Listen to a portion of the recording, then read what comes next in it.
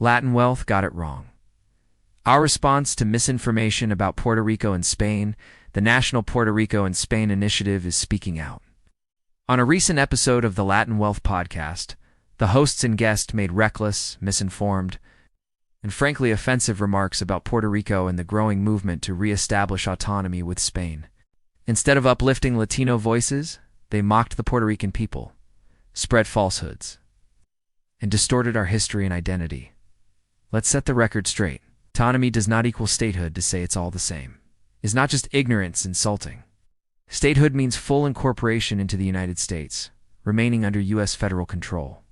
Autonomy under Spain means full self-governance, representation in the Spanish Parliament, access to the European Union, and protection of Puerto Rican culture and identity.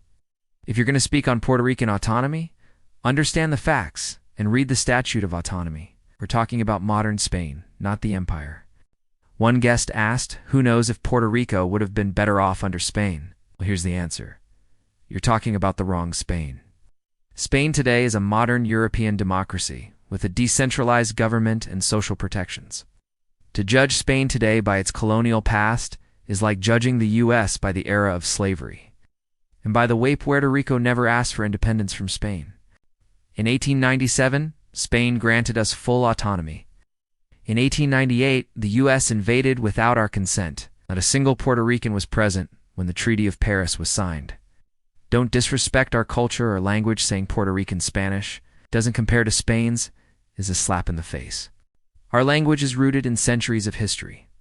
Our traditions, values, and identity are connected deeply to Spain, far more than many realize. Yes, we've been Americanized, but we are Puerto Rican first, not American. Here's what you got wrong, fact by fact. Autonomy doesn't require independence first. That's a myth. The U.S. and Spain can negotiate a transition with the will of the Puerto Rican people without us having to test independence. Autonomy would boost our economy. No more Jones Act. No more U.S. trade barriers. As part of Spain, we'd access EU markets, increase exports, and gain universal health care, affordable housing, and better wages. Tariffs already exist between the U.S. and Spain. Puerto Rico would be part of those agreements under Spain. No need to create new ones. The U.S. already has military bases in Spain. So yes, military presence in Puerto Rico can continue without colonial control. Congress doesn't need a unanimous vote. They didn't ask us before invading in 1898, and they don't need 100% to make a decision now. This is not a scheme. Puerto Rico's current system is broken. Autonomy with Spain is a serious, legal, and culturally grounded fourth option. People are tired of instability and want something real. In closing, you talked about testing the waters. But Puerto Rico has been drowning in colonialism for 125 years. This is not a lease. It's not a trial run.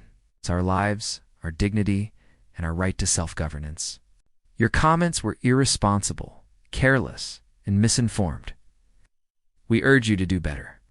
We invite you to have a real, respectful conversation, one rooted in truth and led by those who actually know what they're talking about. Watch our latest video where we break down the real numbers and show why autonomy is not only possible, it's the most ignored popular choice. Viva Puerto Rico. Viva Spain.